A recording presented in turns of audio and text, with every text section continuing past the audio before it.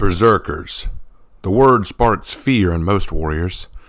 Savage, near-feral warriors who rush the battlegrounds, howling furiously and savagely, killing all that opposes their fierce rages. The legendary Berserker Gang, the mad raging of the Berserkers, is a phenomenon few have lived to share, but the truth of the Berserkers is far more intricate than most might assume. It is believed by the Vikings that within certain peoples dwells a savage beast, a primal and feral spirit that is born of the wild and resides itself in those who they deem worthy of their blessing. And these chosen few children reveal themselves early on in their development as warriors. They will display savage traits and dispositions. They will be harder to control and more prone towards violence. And when a potential gifted is identified, they are sent to the wilds to train under an older berserker who has learned how to properly control their temperament and the beast within them and use them as best they can in battle. There are various ways that a child is trained, perhaps through venting their aggression in sparring matches, unleashing their power upon training dummies and trees, or even through the use of soothing herbs and burned incense. By learning to quiet the beast within, the young warriors learn to harness their power and release them on the battlefield. It's never a 100% foolproof, of course, and there are certainly times a berserker will lose themselves to the beast within the midst of battle. But the best of berserkers will not just embody the beasts of the wild, they will tame them. This is a rarity, but it is why they are the best. This is what separates the greatest from the weakest. But Revna was a very strange case indeed. Born to a raider and his wife, Revna showed that she was very energetic and a passionate child at a young age. Her father wanted to see his daughter grow to be a great warrior like him and become a raider, and pushed her to start training early. She was wild as a wolf and as feral as a lynx, but her temper was impressive. Her father reprimanded her constantly for her anger and her outbursts. And when a young boy her age had teased her for tripping over a root, she had attacked him with such ferocity her father actually feared she might kill him. Her fists hit with enough force to chip teeth, and when it was clear she lacked the temperament to be a raider like him, it was her father's wish that she be trained as a berserker to control her rage and savage prowess. An old berserker named Torin was brought to meet her. He took her away to the wilds to begin her training. But as she grew older, Revna only grew more and more ferocious and angry. Why did her parents send her away? Why did everyone want her to be something she wasn't? What was it that was wrong with her? She wasn't a monster. She wasn't a beast. She just wasn't. And whenever that Torin told her that she had a spirit dwelling in her, she just got angrier. There was no spirit in her. She'd know it. But if that wasn't it, then why was everyone so afraid of her? Why did the other students in training avoid her? Why did Torin concentrate on her desperately, constantly berating her, shouting at her, singling her out? All it did was make her angrier. He would tell her, "You're not trying. You're just being lazy. Don't you wish to be a warrior?" "Of course I do," she would scream back before taking a wild swing at him. She was sick of him. Sick of his voice, sick of his patronizing, sick of being told what to do. And one day he went too far. He snapped at her when she coughed while smelling incense, so she spun around and struck him across the knee with a broken arrowhead. He expelled her from his service after that, and she fled the camp. She was in tears, but more than that, she was angry. So very angry. What was wrong with her? Why was this so hard for her? She knew deep down she shouldn't be this angry all the time. She knew she should control herself, but it was so hard. She couldn't go home like this. Her parents would never take her back like this, and she couldn't go back and apologize to Torin. She couldn't take any more of the man. She would simply wander the woods, crying, hunting with nothing more than a rusted iron dagger. And she was so hungry. Alone, and more than all this, angry. Not only that, she was beginning to have very frightening dreams. It was the same dream every time. She would dream that she stood alone in an enclosed clearing with dense woods on every side, and before her, a great wolf glared her down, stalking her, teeth showing and drool running down its maw as it hungrily eyed her. It wanted her. It wanted to eat her whole. She would hold up her dagger fearfully, But that normal anger she would normally have was no longer there, and right as the wolf would attack, she would awaken with a shriek, only to see nothing was there but her anger at having been so frightened. Experiencing this for quite some time, one night, something different happened. One night, during the same dream with the wolf, as the wolf began to move towards her as it always did, suddenly it stopped short, glaring past her, snarling furiously. Revna spun to see what was there, and she saw something she never expected. There was a man there, holding a staff in his hand. He glared back at the wolf with an outstretched hand. He said nothing, but only held out his hand as if waiting for the wolf to flee from it. The wolf barked. It howled, snapped and bit, but the man never moved or wavered. Revna watched as finally the wolf began to back away from the man. Who was this strange person, and how had he frightened off the wolf? When Revna woke, she found that she was not alone. She was laying beside a rock, and seated not far away was a man sitting cross-legged. He was stiff-backed, and his eyes were closed as he breathed slowly and softly. A small cauldron of some stewing, bubbling concoction was in front of him that she suspected was his breakfast. He was no Viking, that was for sure, but nor was he samurai, for the clothes on him, and yet he seemed so at peace despite being a stranger in these lands. Behind him was a long bow staff. When she began to sit up, the man turned his eyes upon Revna, opening them and smiling. "Good morning," he told her. "You must have had quite the dream." Revna ignored him as she looked around to see where she was. "My name is Bauschen," he said calmly. "Revna," she answered coldly. "Are you lost, Revna?" he asked. She snarled, her anger flaring up. "And if I am, what is it to you?" To her surprise, Bauschen did not shrink back or glower. He kept smiling, only making her angrier. Why wasn't he reacting? "I would like to help you, if you will let me." "I don't need help," she snapped back. "What makes you think I need it? You don't know me, and I don't know you." "I know you suffer," Bauschen explained. "I know you seek answers. You seek comfort and peace." "Stop!" she shrieked, and the anger flaring out all the stronger. She pulled the knife and brandished it. "I'll cut you up!" "If you do, will that grant you peace?" he asked. "Then by all means, do as you please."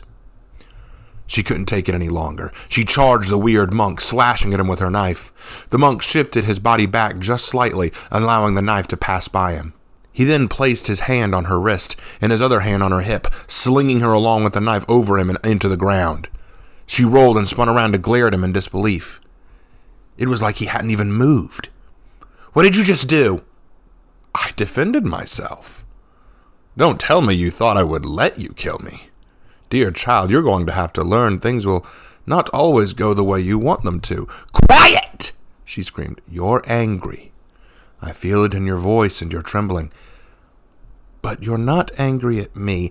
"I hate you!" she screamed. "I hate everything!" She charged again. "Ah, so you're angry at yourself." He subdued her in the exact same way as before, locking her wrist and placing a thumb behind her neck, pressing down hard and sending a convulsive shock of pain through her body. Revna collapsed in a heap as she was held down by the monk. She bit her lip furiously, wanting to get up, to hurt him, to kill him, break him, devour him. She expected more of a lecture. But Bauschen said nothing. He only held her down as she wailed, screamed, thrashed, and bit the very ground itself, tears rolling down her face. He said nothing, but merely watched. "Let me up!" she finally demanded. Suddenly the thumb moved away from her neck and up to her hair. He placed a hand on her head as she was stunned to feel a relaxed and compassionate touch. "How often have you harmed yourself? What pains have you inflicted upon yourself?" Revna wanted to lash out, to turn around and gut this man, but his touch was soothing. No one had ever been so gentle to her before. Even her memories of her father were always ones of fierce reprimand or firm direction. She lay there, able to move again, but for the first time, unwilling. You're not a monster. You don't know me. You don't know a thing about me, she argued back. Then come, share a meal with me, and let me know you better. And maybe I can help you find your way. Despite her better judgment, Revna agreed to the proposition. The meal was stale, lacking in flavor, but it was satisfying all the same. And as she ate, Bauschen asked her of where she came from and why she was in the wild in the first place. She was slow to tell him, but he never stopped smiling at her. He did not press her, or argue, or snap. He just waited. She finally began to tell him everything, of her anger, of her temperament, of her father's frustration in sending her off to train as a berserker, of Torin's treatments, of her rage at him and her desire to hurt. She even spoke of the dreams of a wolf devouring her. Bauschen listened to every word. He watched as the tears streaming down her face continued at all of her confessions. And when she finished her story, she shook her head. I don't know what's wrong with me, she said. Wrong with you? He asked. There's nothing wrong with you. Then you're stupid, she snapped. Of course there's something wrong with me. I'm angry all the time. I'm emotional. I'm violent. I'm lost, he explained. You've become convinced of your inadequacy by your father, by your peers, and by your teachers. And you loathe yourself as a result. And you pass on this anger to those who feel you do not appreciate who you are. You wish to prove your strength by lashing out and physically showing your power, but in so doing, you only to further cement the aggravation of others upon yourself. And your anger grows further. Revna didn't answer him, simply letting that diagnosis sink in. You must tame that wolf, Revna. Tame the rage in your heart. How? I can't smell that stupid herb stuff anymore, and sparring doesn't do... I will teach you, Bauschen offered as he held out a hand to her, but only if you let me. Why Revna agreed, she could never understand. But agreed she did. For months she lived the nomadic life of going from place to place with the monk. They would stop at towns to resupply before traveling back into the wilds, and there she was taught to pick berries and fruits, even how to hunt.